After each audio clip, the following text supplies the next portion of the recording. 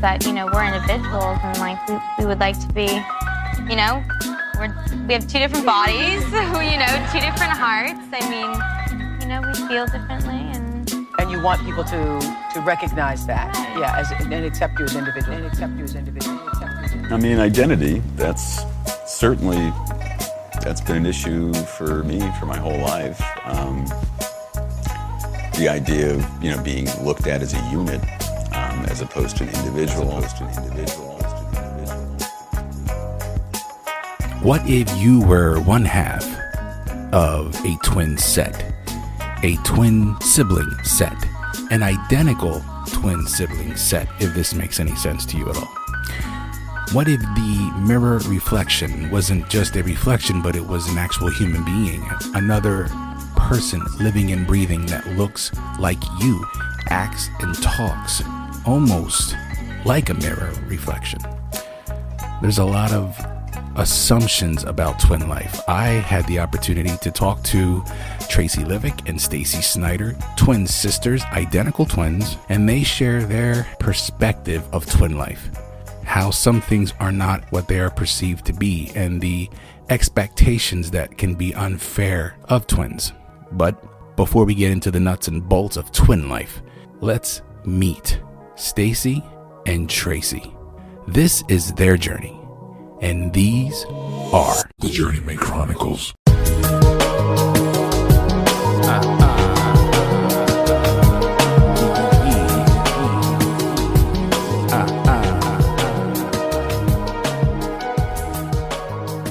Oh yeah. Good morning, good afternoon, and good evening. I've been MIA, and quite frankly, it was warranted. I don't know how else to say it. It's been a month since I've had an interview. I'm excited. February kind of gave me all the thrills and love, celebrating my family's birthdays, and also hit me right in the gut with the loss of a dear friend. So I am recouped and took some time to kind of pay attention to the perspective that was being brought into my life, and I'm ready to rock and roll, to be quite honest. Everything I'm doing now, is it means a little bit more. Life means a little bit more. It's a little bit different for me now, and I'm just gonna go with the flow. Jerry was a big fan of this podcast, and quite frankly, everything that I'm feeling is like a fire's been lit under my ass, even more than it already has. So, with that being said, how the hell are you? I hope you have been doing well. I hope you all have been doing well. I'm excited to bring you another episode of the Journeyman Chronicles. This is episode 21. We're talking about twins, the twin life. Co-workers of mine, friends, two women that I'm happy to call friends. Very happy. Stacey Snyder, Tracey Livick, twin sisters. I've worked with Stacey for over 10 years now, and I just started working with her sister, Tracey. She came to the same place of employment, and it's been great to know them. It's been great to learn little stories about their life. And when the podcast started, they were like, hey, can we do a twin life episode? At first, I thought they were joking, but they were serious. And you're going to learn by listening to this episode. They are hilarious. I love talking to them. They talk at the same time. They've got their own personalities, but they're both the same. It's a very unique story, but there's a lot of love between them and what they've shared together. Love and loss and friendship and being so close with one another throughout their entire lives. And yet they're just not tired of each other. That's just the story of life when it comes to twins. So you're going to hear some familiar stories when it comes to twins, but they've also got their own perspective. They've got some things to share that, might be contradictory to the proverbial twin life. But enough of me talking. Let's get right to it. This is episode 21. Stacey and Tracey, Tracey and Stacey. Here we go, Journeyman Chronicles. Enjoy.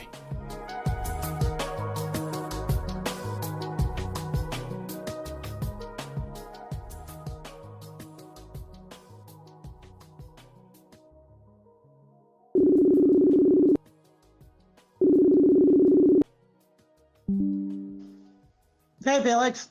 Hey, can you see me? Yes, I can. Can you see us? Yeah, how you doing? There you guys are. Okay, now you can see.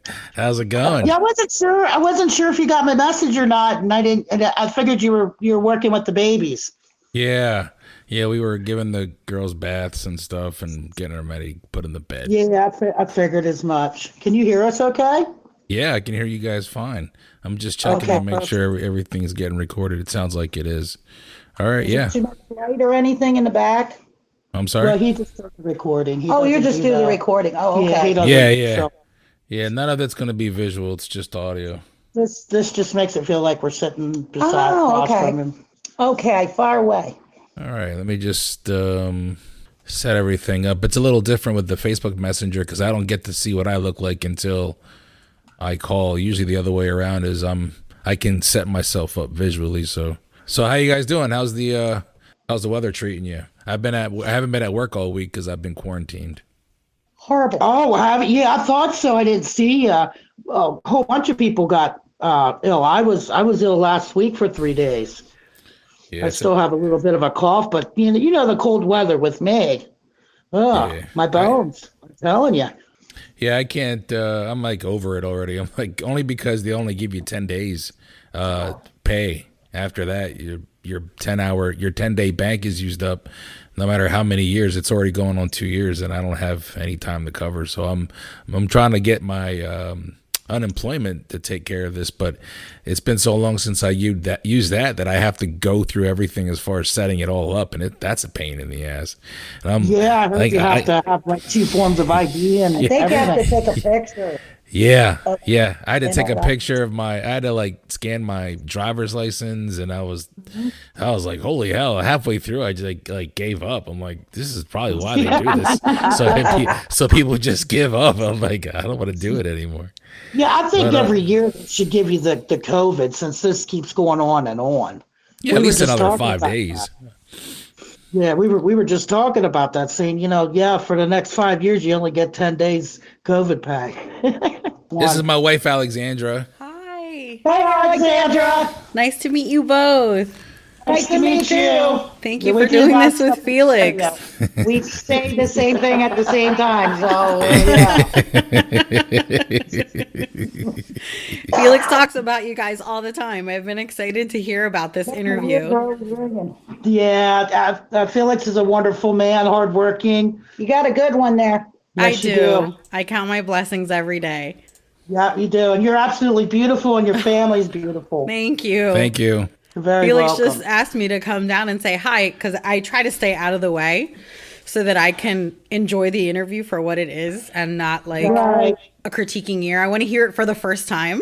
I talk about you guys a lot, so I thought that she'd want to at least see who I'm always talking to. She doesn't really see many people I work with. Right. Yeah, I'm glad we got to meet you because I was going to ask him about Absolutely. Good. Well, I'm glad I got to meet you now before I had another glass of wine. Oh, there you go.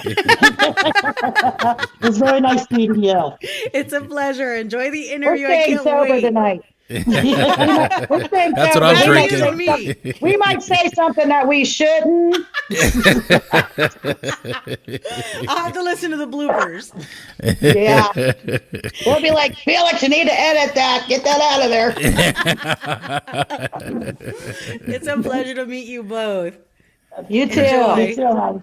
Right, thanks, baby. Oh. All right, she hardly meets anybody I work with. I think Sam might be the only person, so it's always like, really? I talk about so many different people, yeah, and it's like, hey, you want to meet Stacey Tracey? Like, you guys already know what the podcast is about, and you guys had come up to me and you were like, hey, you should do a twin life, and I never thought about it until Stacey brought it up, and then I think it was Tracey. You were talking to me and you were like, there's times where people They expect you to be a certain way because of your sister. They expect your sister acts one way. Why don't you act this way? Or your sister acts this way. Why don't you act this way? And it's always like, well, I'm a twin, but I'm also an individual. There's that comparison that at times I'm sure is flattering. And then there's times where it's like, enough is enough. And Right. I never, we're our own people. right. You know? And I never thought about that because I guess I did, but not to that extent where that has to be like, especially as a twin, you're a twin since day one. It's not like you decide to be a twin in your 20s and you've been dealing with this since the beginning of your lives. The comparisons and the expectations. They expect you to be exactly the same. Right. Exactly. And and the thing about twins is the parents, they always rhyme the twins' names. Why is that? Is that always like No, I don't know. Honest to God, I'm like, how did we come up with state? Well, we were supposed to be Roxanne and Renee. Yeah. But my mom ours, changed it to Stacey and Tracey. And Leah Marie is our middle name. She rhymed them too. Like with any twins, you'll have, their names are so much alike. It's like, you should kind of split that up a way because we are individuals. We just look alike. Now, I'm not saying, her and I have the same likes, a lot of the likes. Yeah. But like her taste in like men are different than mine. Right. Right. Like she could be not like one head on two bodies. Right. It's I have my own brain, my own feelings. So she does too. You feel like maybe like when you guys did you guys have girlfriends that were like, hey, I got somebody that you might be interested in, that's only because your sister's interested in that type of guy? Did you ever have that type of expectation from your friends that maybe your boyfriend should be the same type of man? No, I don't think we've ever had that. Okay, good, cool. No, we've never had that. But like we've had where what's weird. I don't know if it's weird, but it kind of is, I guess, with people is like back in the day, your party days and stuff. It'd be funny because we'd show up like house parties and mingle with our friends, and Trace would tell a story. And then she'd walk away and they'd be like, oh, hey, how you doing, Stacey? And I'd be like, hey, guess what? And then I'd tell the same exact story. Like, oh, my God, your sister just told me. Out of all the subjects. Right. So they always get to hear the story twice. There you go. Yeah, it's pretty cool. It's pretty cool. Tasting guys, I thought whoever she went out was cute, but I was never attracted to them. Right. And vice versa. Right. And you never had, but what I was trying to say, like did you ever have any experience with friends that were expecting Tracey to be into these type of guys because Stacey was? Oh, yes. Yeah. You see what I'm saying? Like somebody like that. And I'm like, what are you talking about? Yeah. Right. Yeah. Right. And What did you picture me with? Right. So that's like it's like how hard, I don't want to say how hard. I mean, that's such an easy word to use, but how difficult is it to bite your tongue as a twin? I mean, there's a lot of things that, like I said, can be flattering and exciting, and we can get into that as well. I got no problem with that. But there's got to be a lot of other things where you're like, I'm kind of sick and tired of having to explain this for the umpteenth time in my life. Yes. And I think that's the problem is people don't understand. We always get, who's the good one, who's the bad one. Yeah, who was the good one? Who was the bad one? We went through it on the doc already. We went through, you're the evil one, you're the nice one. And I had a big thing on the doc about that. Oh, really? Really? Absolutely. Well, I let them have it. Even through school, Felix, we had that. And it just kind of like, it gives you your self-esteem. It's like, and then people start saying, well, she's the evil one and you're the good one. The nice don't make me feel good that you're the mean one. Like you're calling my sister the evil one. You can catch me on a bad day. That doesn't make me a mean one. It's just you caught me on a bad day. But it's like it's added insult to injury only because you're a twin. It's like anybody else would have been like, well, they're just in a bad mood, but you're in a bad mood and you're obviously not like your sister. It's almost like, well, there's a lot of people that have sisters and brothers. Nobody gets compared to them, but the twin. Right. But with twins, it is constant being compared. It is constant. It does through our whole life. And I think if people would just get to know each one of us individually and stop thinking of us as one instead of, you know what I mean? With friends, it's like they just think just because we came from the same egg and it's split doesn't mean that we have a lot of the same likes, but I can have a bad day or bad week and she'd have a good one, and then it turn around and I'd have a good week, and it's just weird how people just compare you like that. They just perceive a lot of stuff that they don't know. They don't know, right? Was that like growing up in regards to twin life? How was that in your family and then into school? Were your parents? I mean, you alluded to you don't understand why you were named with names that rhyme. Was your mom and dad the type of people that like loved to celebrate the twins, or is it? Yeah. Dressing up the same and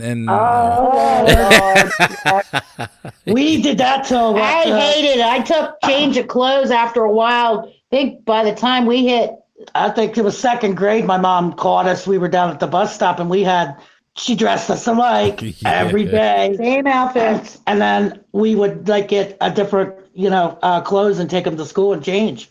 Wow. Because we just got tired of it. Yeah, And then we finally, talked to my mom and just said, I have a certain style, and can I get my own clothes and my own style, and sure. And she get hers, and my mom was really good about it. And she's like, well, sure, I just thought you looked so cute.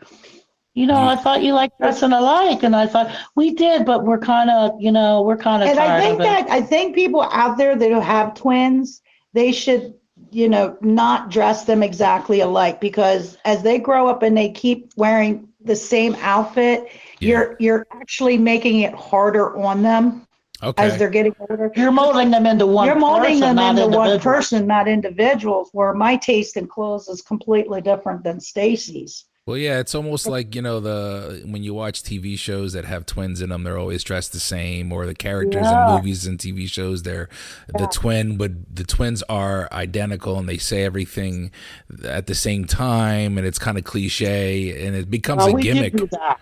Oh, you did. Tell me about that. What did you do there? We can't help that. We do that. Yeah, okay, but you guys are doing it like naturally. It's not like we're going to stand here and say the same thing at the same time to be a gimmick. It's not like you guys are doing it that way. You're just naturally saying it on your own. Well, you'll see when you go back to listen in the very beginning with your beautiful wife. We were talking at the same time and saying the same thing. Yeah, exactly, on cue. Now, what's weird is I'll go up to talk to Stacey, and I'll be thinking of something, and I'll say it to her, and she go, "Ooh, that's weird. I was just getting ready to say that to you." Yeah. Is that common? Does that happen to you guys a lot? Yeah, very common with her and I. Yes, we're very close. How close? How often do you guys think of the same thing at the same time? A lot. So it's become second nature.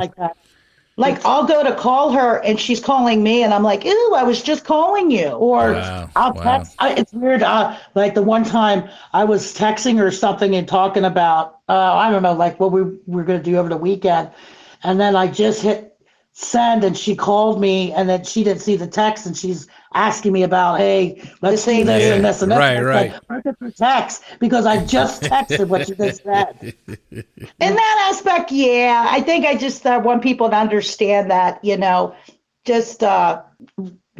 individuals. We are two individuals. Like Felix, like her taste, like in like house design and stuff. She's more into like the Indian article type stuff, dream catchers, the Indian boots and all that. I'm more into the Victorian style stuff.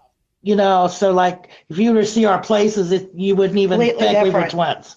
Okay, so it's completely different. Even though there's some things that you have in common, which is that's common because you guys are siblings. You two are sisters, and you're also twins. But you're your own person, and so your identity sometimes gets lost in the mix of where you feel other people don't have to deal with that. So that's got to be frustrating. But I mean, the fact that you guys are sitting here talking about it and bullshitting, it's obvious that you're used to it. I'm sure twins. Oh my gosh, yeah. As you go through life, you get used to that, where that's just part of everyday life for you. Is okay. We're gonna.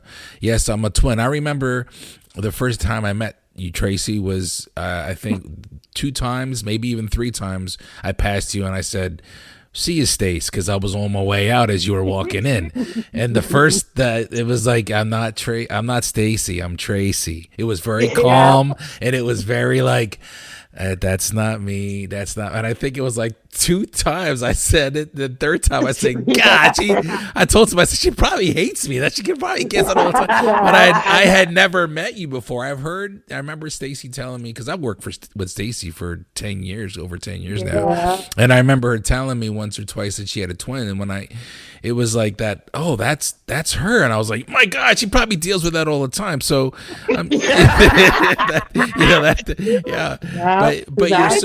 you're used to that. You're used to that. Yeah. And I tell everybody, and they're like, "Oh, I'm sorry." I'm like, "Don't be sorry. It's now in my life." I think it bothered us more when we were in our 20s, our teens in our 20s. Yeah, now I just let it go in one ear and out the other. But we still do correct people. But sometimes we'll mess with them. Like at work, they'll say, "Hey, Tracey," I'm Stacey. Oh, we did that to Lawrence. We did that to Lawrence. He said, "Hey, Stacey." Well, that's the perfect person to do it to. And then he said, "Tracey," and I said, "No, I'm Stacey," and he just threw his hands up. Oh, it was funny as hell. So we kind of take that now and mess with people. Well, that's cool. You guys got to have fun with it every now and then. We have fun with it. Yeah, we do.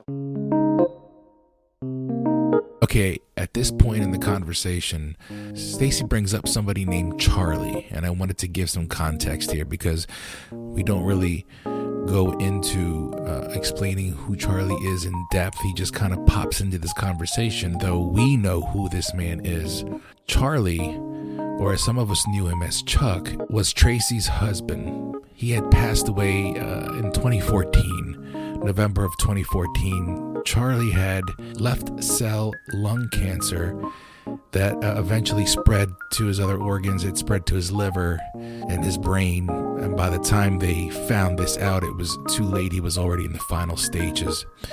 I met Charlie. I worked with him very little, but I do remember this man. And at the time that he had passed, I was still kind of getting to know who I was working with. So unfortunately, I don't have more to offer on him from me, but it was nice to hear from Stacey and Tracey and how they were able to all be together is what this conversation then kind of talks about. They become very close, Tracey and Charlie, and obviously Stacey, her sister, and they helped Charlie towards the end of his life. And so I just really wanted to just kind of paint some context here just to help you out. Okay.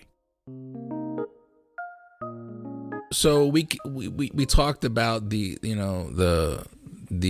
adversities, if you want to call that, the frustrations and adversities of twin life, and I'm sure there's a lot more that we could get into. But a part of the podcast is talking about a journey, and I know that the both of you are very, very close, and we can say that it's because you're twins, but you're also you're extremely close as sisters that I've noticed, and I've only noticed that from work.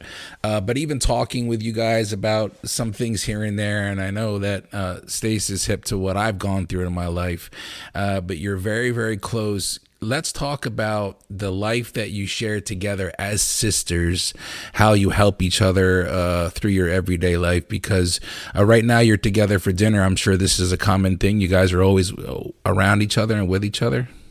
Yes. Yeah. Oh, there you go. You guys did it. There we go. There's that same answer. Just in stereo. I know. I can tell you real quick that, well, especially with, if it's all right, I bring up Charlie. Oh, absolutely. Charlie started off, I met him, at work. It was Watkins, then it went to National and then Freight. But when I first met him, I knew something about him. And we got real close. And I introduced him to Trace. And I knew somehow he was going to be part of the family. It was just, we get that, I don't know, that extra sense. My mom says I have it. It's the extra sensory where you think about something and it happens. And that's how Tracey hooked up with Charlie. Now, as me being a best friend with Charlie and then Tracy hooking up with Charlie. So we had that triangle. And the thing about it is I was going through a breakup of a 23-year commitment with my ex. Trace was going through a breakup with hers At the for same time. 15 years. 15. And Charlie was going through his divorce. Oh, wow. So, okay. So we all connected on that same. It just happened all at the same time. Well, it happened before we all met, so everything was in a process for all three of us. Sure. But we were all going through the same thing, so we were there to help each other out.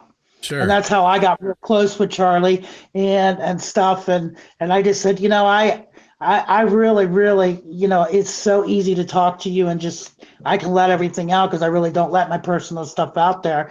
And then he would tell me about his and I would listen to him. And then when I introduced him to Trace, and she's just like, we got to be, she got to be friends with him and then, eventually hooked up and ended up, having a relationship with him. But the funny thing is Charlie came to me. And this was at work, and he said, I got to ask you a question. I need your blessing. I would like to take your sister out. I said, if you're up to the challenge, go ahead. and he said, and then I thought that was so respectful of him to come to me and ask for my blessing, to date absolutely. my sister. It showed he respected you a lot. Oh, absolutely. And we respected him a lot. He was a very respectful man. And everything, with him, they got married and, we're having a life together. And then, him getting ill brought us all even closer together. I mean, we were already all close because we would do anything for, one was a little short on money, somebody would cover it, right. Or, the car broke down, you'd be there. It doesn't matter. There wasn't even a second thought. What do you need? And that's how we are. And then when Charlie got ill, and I'm gonna cry. No, that's all right. Take your time. Take your time. I miss him. He was such a good guy, but it was a big heartbreak because he was going through so much and so tough, and I didn't know what to say. Being a best friend, I didn't know what to do because I've never been through that. Okay. I've never been through somebody, in front of me, dying, Sure. and cancer is such a terrible disease. And then trying to be there for my sister, and she's the stronger one when it comes to that. Emotionally, I'll break down before she would. Okay.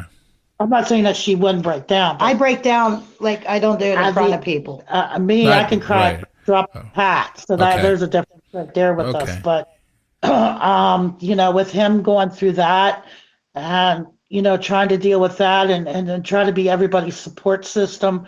But, in the end, I'm going to let you take over because I'm getting a little too worked up. Like I'll know, like we have each other's back. I kind of know when she, like, I'll feel the need to call her or stop by and say, what's up? I just sense when something's wrong with her, like as she does with me. It's just a feeling. Right. And, it's weird because we'll think of it.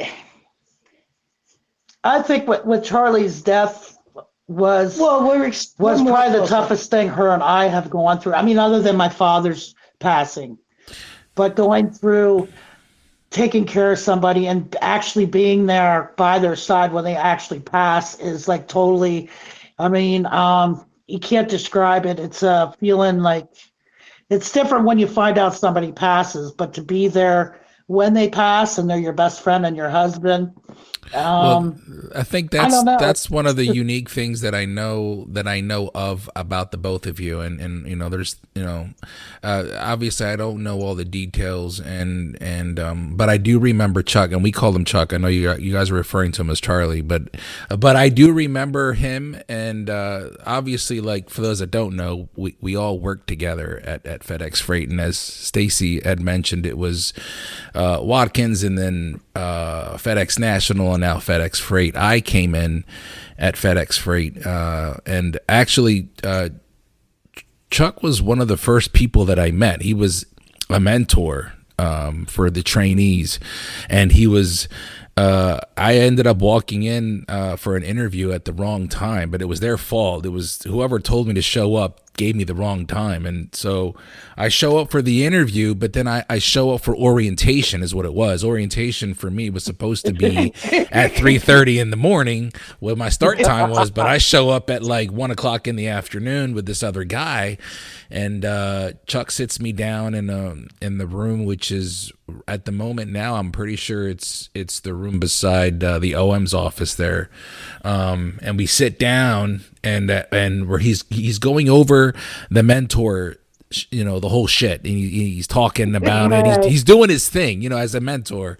And I'm just like listening. And then he there's something he says, and I'm like, oh wait, well I think my start time is 3:30. My name wasn't on the list. I think that's what it was. And he was like, "Whoa, well, if you're 3:30 start time, you shouldn't even be here right now. You should be here." And I said, "I don't know." But he was helpful. But I could tell he was very like direct. We weren't gonna jump around the bush here. We're gonna get right to it. And that was the kind of man that he always presented himself as every other time that we had talked. And I worked with him a little bit here and there. I would see him do his thing. And the last time that I talked with Chuck, he sees me on the forklift using one foot. This is 2 years after 2 years after working there. I realized from him that you're supposed to use 2 feet. Nobody ever trained me at all. I thought he was joking at first. He goes, "You're not using 2 feet." And I laughed at him like you're not going to get me. And he's like, he goes, "No, you're supposed to use 2 feet." I said, "I am." And he goes, "Absolutely. It's imperative." And I went, "Oh my God, I never knew that." And so I'm forcing myself to use my left foot for like a month, and I hated it and I couldn't do it. And then finally it just stuck. And now I'm, every time I jump on the tow motor and I'm moving around and I'm using my left foot along with my right, I remember that moment because it was like one of those things where at the time I didn't realize it was going to be an important moment. When you talk to somebody for the last time, you obviously don't know. I think for those that have an opportunity like yourselves who have a moment that they know this could be the last time, it's a little bit more important to you. But there's times where you talk to somebody and you don't know that's going to be the last time. And that was it for me. I think about it often, but to get back to the kind of man he was, it doesn't surprise me that the bond that the both of you have already established as sisters, and then there's a man like this that you and Stacey and Charlie, instead of being like, "No, I'm not interested," you immediately are like, I got my sister here. That you obviously aren't going to introduce a schmuck to your sister. It's going to be a good guy. You know what I mean? And the bond that the three of you then shared together as a family, that's pretty unique. Oh, yeah. We call us the Three's Company. Three's Company. Jack. Yeah. He used to get a kick out of that. Then we call it, I have a tattoo that says Charlie's Angel. Oh, there you go. Yeah, he liked that when I got that. Yeah, of course, Angels in red. We had a couple nicknames, but the Three's Company one really got us. Three's Company. He was Jack Tripper. One of us was Christy, and the other one was Janet. Yeah. Oh, you did that for Halloween? No, we just did that three okay. I thought you guys did that for Halloween at first. I said, "Wow, you guys are really committed to this." Well, money-wise, and from us all separating from our exes, we all decided to get a house together so we all could save up money and kind of go our own way. So he married Chase. So all three of us went in. But I also told him, I said, when you marry me, you're marrying my sister. And he said, "Yes, Tracy, I know this." There you go. I got a birthday gift. She got one. Yeah, he always really? thought Mother's Day, he got her one, and my mom. I guess that's one thing I didn't think of right now is if you're marrying a twin, you're automatically You have to think of the fact that there's somebody else also sharing the same Absolutely. Well, birthday. I put that on the board as soon as before we got married. I said, you marry me, you're actually marrying my twin sister too. And he said, I understand that. He was funny. So the both of you, both of you also have daughters, correct? I know Stacey has a daughter, but I think I may have. Did your daughter work at FedEx? Or you both of your daughters worked at? Both of them. Sheena was there. Sheena, yeah, okay, yeah, that's right. I remember working with her for a little bit. Yeah, Sheena was there first. So how close are you guys with each other, with your nieces? Oh, very really close. Yeah, very, very close. Tracy's like her second mother. Yeah, and then my daughter would go to her. And my daughter for goes advice, to her. and her daughter comes to me for advice. Not that my daughter doesn't come to me, but she goes to her aunt a lot. I think it's easier for our daughters. They can come to us, but I think it's easier to get a kind of a second opinion, different opinion, or I don't know. I think it's easier for them to talk. You want to hear something really funny, real quick? What's that? Like when I was working so many hours and Erica was home and was mainly around Trace more than my own mother, her own mother. And so Trace went to work the one day and I was in the kitchen with Erica and I said, you better go get your room cleaned up because your mom's on her way home. And she turned around and looked at me. And she's like, Mom. And I said, your aunt. Make sure you get this cleaned up. She's like, I can't believe I said it. Oh, that was an accident. I thought maybe you were trying to spook her to No, it totally came out because Tracy was spending more time with Erica. I don't know why I said that. She was working a lot of hours. I said, you need to get this cleaned up because your mom's on her way home. You need to make sure this gets cleaned up. And she just turned around and looked at me and she's like, Mom, you're home. And I said, oh. I said, did I say that? She's like, yes. I said, oh, I met your aunt because we still lived in the house. Everybody. We were moms to all of our kids. Like, whenever she needed me, we only lived a block away from each other, always. Oh, really?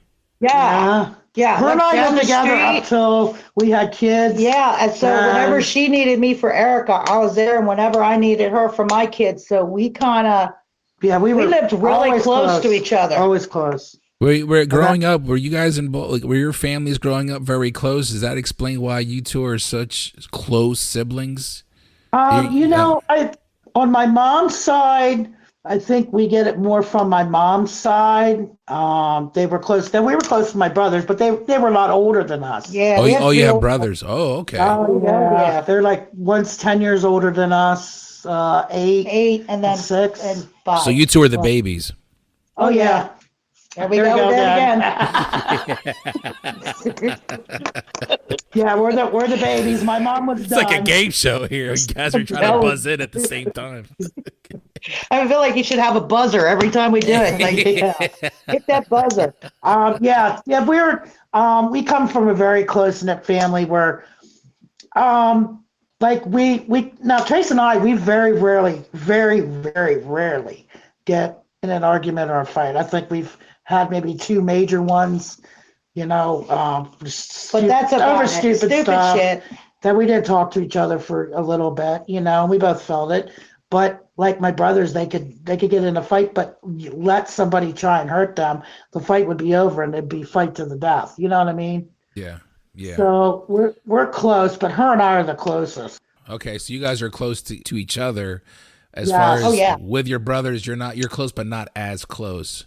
Right. And do you feel like that is because you're twins, or is it just something else between the both of you that you share? I think because we're always together, we're like best friends. And then her and I think alike too. So, I think it's because we're twins. Yeah, absolutely. I know people that have siblings that there is where a brother and sister can be very, very close, but it's very, very rare. But with twins, you have a bond. It's just you can't break it. You can't break it. And that's the part of being twins that you do want appreciated. And this goes back to like the balance of you get annoyed and tired of this, but this is the part of it where you would like it to be acknowledged that that isn't just your sister, that's your best friend. But then there's a deeper bond even than that, where I mean, you guys have lived a block away from each other this entire time, like, or you lived with each other, and it never got old. We got an apartment together. Absolutely. Yeah, we got kicked out together too. We got kicked out too. What'd you get kicked out for? Loud music. You kick one out, you got to kick having people over all the time. That was the party days. Yeah, that's a lesson learned. So you guys were rowdy twins, or is that just once in a? Well, with rowdy friends too. Yeah. You know, we all went through that stage. It's party stage, and you have your friends over every night. You don't care about the people next to you. Yeah, Tracy's blasting my stereo at 2 a.m. And this is where they're like, "Oh, you're the evil one because you're playing the loud music." Yeah, you're the bad one. Yeah. Oh, you're the wild one. Yeah, you're the wild one. That's the quiet one. Do you always do either of you deal with somebody coming up to you and like, "Hey, I need you to talk to your sister for me because she's not able. I have a hard time talking with her. I know you're close with her." No, I've never had that. No. Nobody tried to use that relationship between you against for their own gain. That's good because there's a lot of cruel people out there. If they did, Felix, you know how we are. I'd say, well, if you have a problem, you go to her and you have a talk. Oh yeah, just like if anybody would even say anything, I've made it very clear. If you say anything, you got anything to say about my sister, you will feel the repercussions. Okay, yeah, absolutely. But, you know, you can go up and tell my sister if you have a problem with her. But I've never really I've never had anybody. Because we're very straight shooters. I believe in honesty and telling you straight out. I don't mean to hurt anybody's feelings, but I'll tell you straight out. I'd rather tell you the truth than sugarcoat shit and lie to you. Absolutely. You know?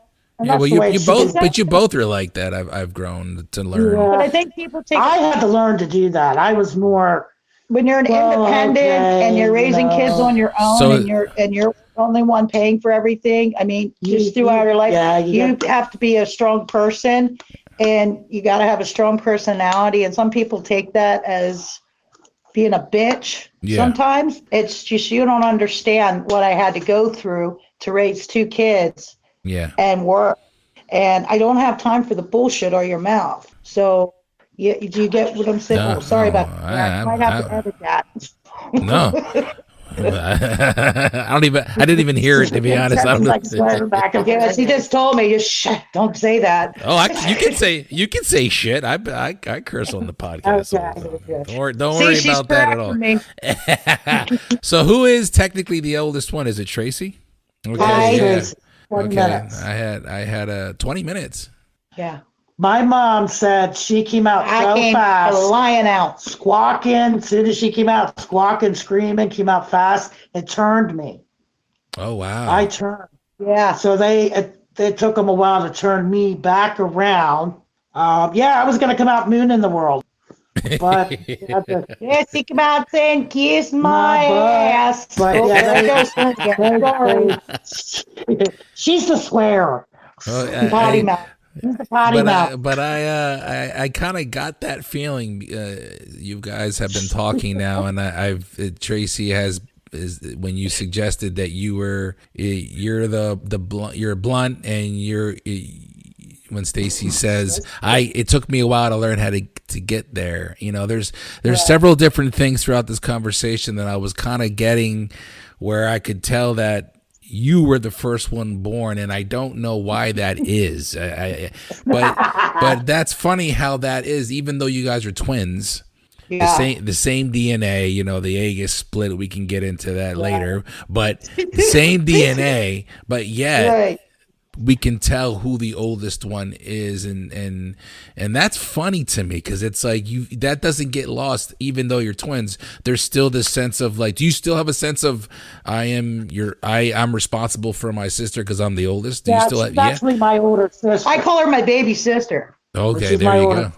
Yeah. My mom says she came out. She's the baby of the family. Trey said later, I'm going first. See ya. My mom said when I came out squawking that, she said, "Oh boy, I knew you were going to be in charge." But you know, through her life, real quick, ever since we were little, I would get into shit. I would do whatever I want. There I go swearing again. Sorry. Yeah, and then I would do whatever I wanted to do, and Stacey would watch and I would like drag her along, like, come on. So Stacey was the one that was hesitating to get into. Well, she would just sit back and watch, very quiet, and watch, and I'd be getting my butt beaten. Yeah. Wow, that I did not know. Yeah. I was mouthy. Well, I still am. When we were born, like you said, Tracy came out squawking, wouldn't shut up. And then when they finally got me out, they couldn't get me to cry. They couldn't get her to cry. They smacked my bottom, they pinched my toes, but my feet, they could not get me to cry. My mom said, you would not cry, but your sister over there was screaming her head off. She said, and I already knew who the boss was going to be. This is pretty cool. They had to wear bracelets on us, but my mom said she knew, like after the first couple days, who was who. Yeah. This is so cool. I appreciate this. This is fun. There's a lot of, there's a lot of things that I think a lot of people think they know about twins. And I obviously I don't have a twin and I don't know this life, but I always assumed that, you'd be dealing with the cliche things that we already discussed, you're the people confusing you for one another or expecting you to be similar to your sister and they get disappointed in you for being an individual. But then there's a lot of deeper things here and it's the connection that the both of you share as sisters, not even just as twins, but as sisters. And maybe, like Stacey said, maybe it is the fact that you are twins that has brought that bond into your lives, because it's almost like even though you are individuals, you are living one strong life together as sisters. It doesn't. Absolutely. Yeah.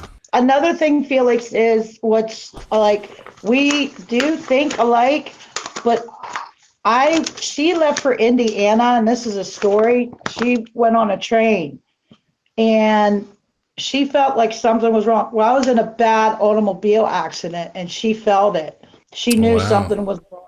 And I called home right away to my mom as soon as I got to Indiana. She didn't even know I was in an accident. I said, I know something happened. I have a feeling, is everything all right? And she said, no, your sister was in a bad accident. What was it you were feeling? What were you feeling, Stace? What? Dread. It comes over you. You just think of that person. I thought about her and thought, I knew something happened. I didn't know what it was, but I just felt like it was a real bad feeling in my gut. You just think of that person. Like she was in a bad accident. I didn't know it. She was on the back of a motorcycle with a friend. And just out of the blue, before I laid my head down on a pillow, I felt like the phone was going to ring because I felt something was wrong with my sister. And here she was in a motorcycle accident. Wow. Not kidding. No joke. That is honest God's truth. That is honest God's truth. Like, I can always sense when something's because my mom was like, I was getting ready to call you and let you know, but your sister was in a terrible car accident. And I said, I knew. Kind of feel it, I said, I felt it on the train. I had this weird bad gut feeling in my gut, and I kept thinking of my sister. And I said, I know. I hope she's okay. I know something happened. And I got off the train, and my boyfriend at the time that lived out there, I went out to see him. I said, I need your phone. I gotta call my mom real quick. And I called her, and he's like, is everything all right? I'm like, no, my sister, was in a really bad car accident. I mean, but I was able to talk to Trey. She was under a lot of pain medicine, but she was okay. So I didn't have to get back on the train and come back. She was in good hands. But yeah, it's a feeling in your gut. I don't know. It's like a premonition. It's weird. It's hard to explain. Does it happen often? It happens a lot. It happens a lot with her and I. How has this sculpted and molded your lives then? If you're always dealing with something like this between the both of you, that has to affect how you live your life and what you believe in and what you welcome into your life. I learned to, because I used to be a big time warrior. I mean, I still worry, not as much, but I was driving everybody crazy with it, to the point where they probably should have medicated me. but I let everything. I was always worried about this, and then always I worried. was always looking at the worst end of the end deal. I'm like, you go way up here. Yeah, you got to be she's like here. You stop. Till you really find out what's going on. Stop. You go from here to here real fast. I had to call my mom and I had to have a talk. And I said, am I really like this? And she's like, especially with my daughter. I mean, like I was a helicopter mom big time. And because she was my only child, and she went through a lot with her dad and everything. And, it was bad. And I wanted to protect her. So anytime she would be out and about and I couldn't get a hold of her, I would just pretty much have a meltdown. She always thought something bad was going to happen. Yeah, and I had to get past that because I was driving myself crazy. And she knew what was going on, and she just tried to talk me down. But sometimes you get to that point where you can't find your way back. You got to kind of dig yourself and talk to yourself and get yourself back to reality. Not reality, but you know what I mean? Like such a phase. We used to tell her, you worry so much, but you're worrying over something you don't know I had to stop making things in my head like this is going to happen if she goes here or this is going to happen to myself. So I had to actually. You're talking about, but who were you worried about though? When you're having my daughter, and everybody She was a single mom, and that was her only child. I got you. But I got. When we were talking about when I have gut feelings about my sister, it went a step up with my daughter. Okay, yeah. So I had it where I can maintain, heightened. But it heightened when I had my daughter. So it got really bad. So I was constantly like, this is going to happen, this is going to happen. And what if this happens? If you go here, this is going to happen. I was driving everybody crazy. Sure, yeah. I was driving nuts. And Tracey, you're the one that tries to stabilize and you keep it down. We're like two cables, negative and positive. Yeah. Okay. So I tried to get her to be a little more positive. She did, and I called my mom and she's like, she's driving herself crazy. She said, well, listen, everybody in the family knows you love your daughter to death. And nobody wanted to say anything to you, but they do think you're a little overburdening, with your child. And we know you love her and you want to protect her, but you have to let her, make a couple mistakes and learn from them and not be so scared that something's going to happen to her. I said, well, Mom, I've been like this my whole life with everything, And she said, well, you got to learn to. I said, okay, I needed to hear that because from my own mother, even though I was hearing it from my sister, I needed to hear it.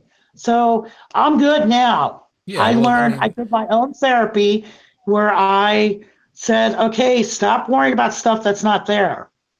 Do you feel that the bond that you share between the both of you, that had a role in how your emotions would kind of run rampant? I think so. I think so. And because you were obviously more in tune with them than somebody else. There's a lot, I'm sure. Getting feelings about her or what was going to happen. It just gotten heightened after she had Erica. Yeah, it got really bad. Absolutely. Because now I have two people I was. It's a very caring, loving mom. I told her. I said. I think she just. I was a helicopter mom. Big time. I think Stacey would have hurt herself more inside from stressing so much. I said, you're actually hurting yourself. Until you tried to talk to her and just explain that. Until something seriously bad happens, don't think of bad things to happen. Right. I mean, yeah. It's hard to get out of. It's like a rabbit hole. It did. It just heightened Felix with what we go through when we have feelings and stuff. I took it to the level, and I shouldn't have, but I couldn't help it. But you said you said that, besides your sister, obviously Tracey, even though you were trying to talk her down, obviously this was something that you understood because you could, you were connected. But you also mentioned that you had this talk with your mom. Was your mom also an anchor for the both of you, in regards to? Absolutely. Yeah. Oh yeah. Because she's the only one that would understand what it would be like to. She's not a twin, but she raised twins. So my aunt and uncle were twins. What the hell did you just say? We have twins or aunt. So my aunt and uncle are twins. So her sister and They were fraternal. My mom's brother and sister are twins. Yeah, they were fraternal. Wow. Twins run in the family. So she grew up with this as well. Yes. Your mom. Yes. Wow. So she already had she didn't know she was going to have twins, obviously. Sure, yeah. But yeah, she grew up around twins. I mean, fraternal now, but they were close. Okay. They were fraternal. My Uncle Ralph and my Aunt Gail, and they're fraternal, right? Sonny Sonny and Gail. Sonny and Gail. Oh, Uncle Sonny and Gail. I'm sorry. Wrong uncle. I got some of the uncles. Yes. Yeah, I'm sorry. I got the wrong twins. But they were real close.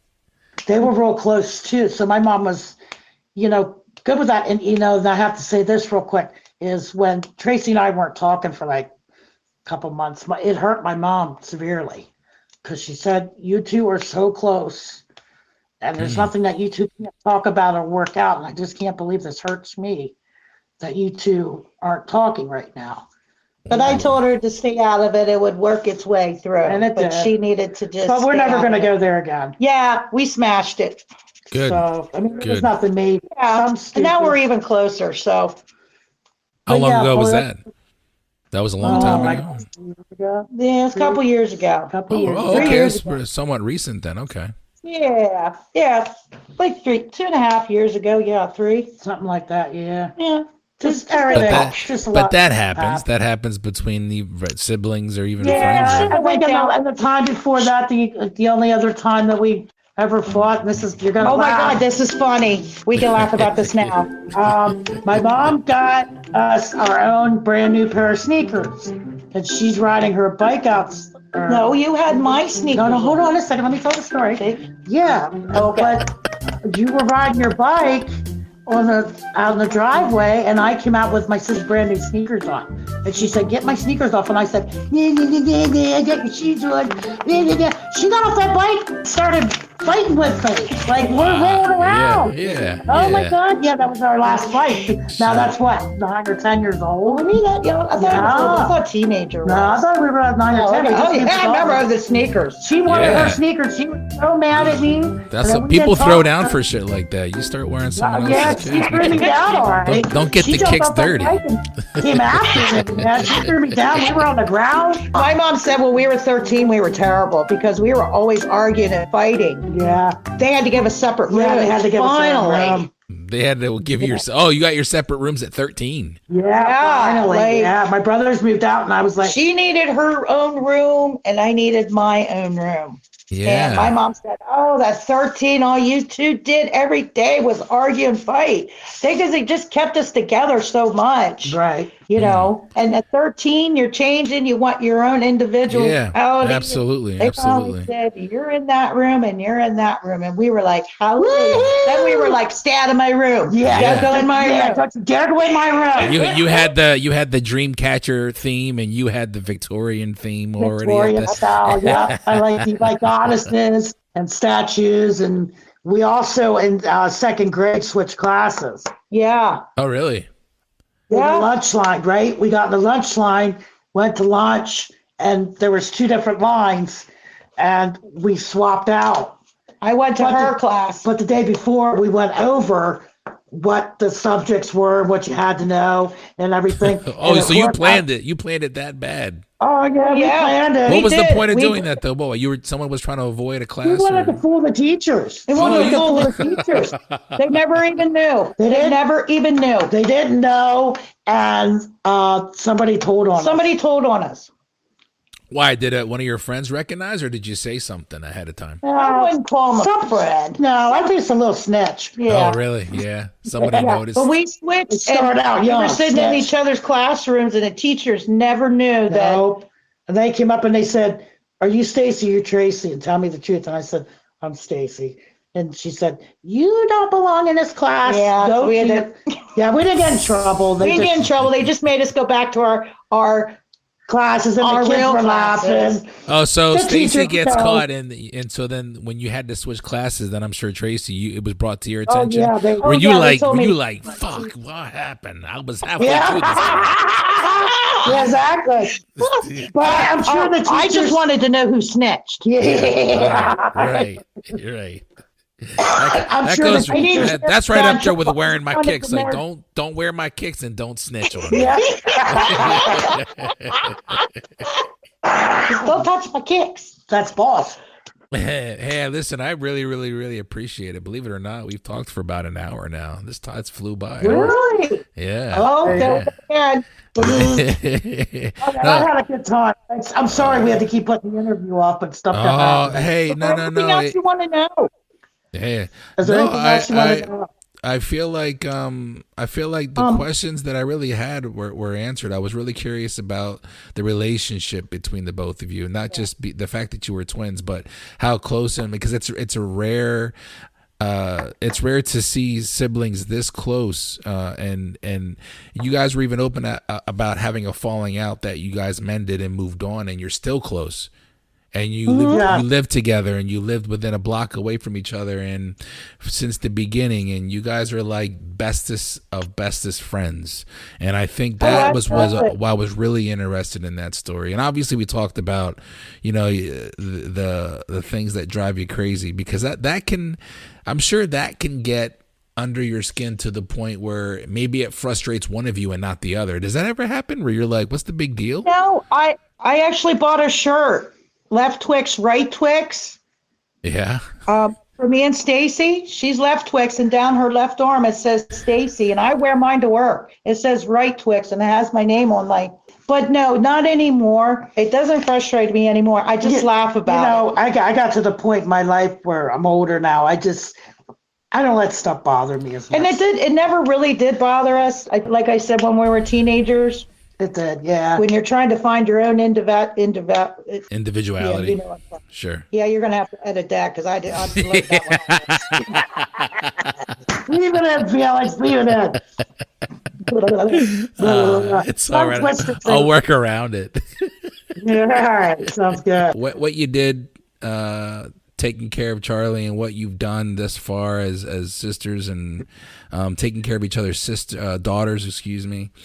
I commend you both, because like I said, I've known Stacey a little bit longer, but I'm sure, Tracey, that you're the same way, that the both of you wear your heart on your sleeves, but you're also very quick and willing to help out, and give whatever you can. I've noticed that about the both of you, and that's commendable, because even for somebody like myself, that's hard for me to do. It's almost like I have to get really comfortable with somebody, and I got to get to know them first before I'm willing to put myself out there. And I've always thought it was admirable for anybody who's willing to just say, hey, I what do you need, without even really getting any information. Absolutely.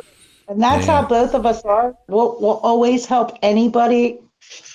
If you need help and you need help, we always say, just ask us. We'll help you. Doesn't matter what it is. If you need money, my mother was you the need same money. way, and You she's need still like that. groceries. If you need clothes, don't be afraid to ask, because I'll always find a way to help you. Yeah. But I believe in doing that for people. Yeah, And- you believe in karma. Good And karma. when we're at work, I always tell people, don't be afraid to ask, because I want people to succeed. Don't quit. Yeah. Don't be a quitter in life or anything you do, because then you'll quit everything the rest of your life. So I think everybody, I like to help people, but I'll always be there for anybody, but I won't be disrespected either. There you go. Well, that's good. You shouldn't be disrespected. You should never accept that. All right. Well, listen, I don't want to hold you ladies up any longer, but I do appreciate you taking some time to finally get the interview down for the Thank you for having podcast. us. Thank you so much. Very Yeah, much. I thank you, appreciate it. Alex. Take care. Thank you, Bye-bye. Bye-bye. In life, depending on your journey and different places that you work, you're always going to come across somebody, be it work or school or somebody in the neighborhood, whatever. There's always somebody that they just have a heart of gold no matter what, and they're always giving, and they don't ask much of people. And I've always gotten that feeling from Tracey and Stacey, and I've known Stacey for longer, but meeting Tracey, she's exactly the same way. They're both caring, loving women.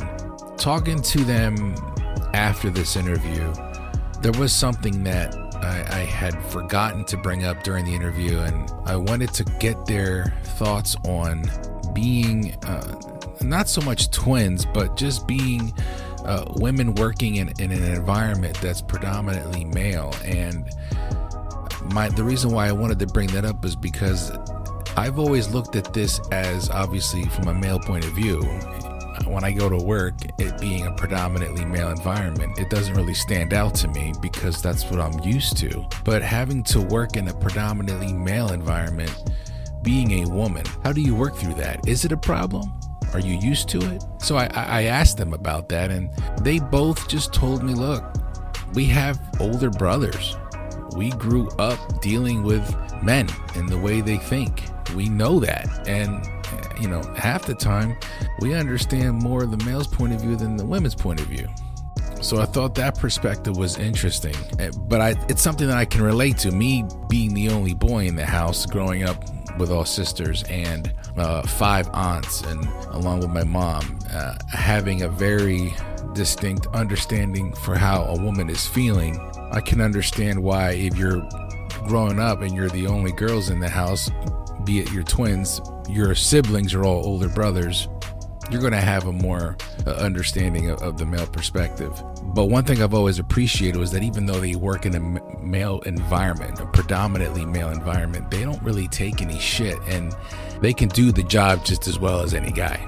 But I've always felt that a woman working and doing the job that's asked of her in a predominantly male environment, a lot of respect for that and a lot of love. So I appreciated them giving me that bit of information. Texting with Tracey to get information on her husband, Charlie.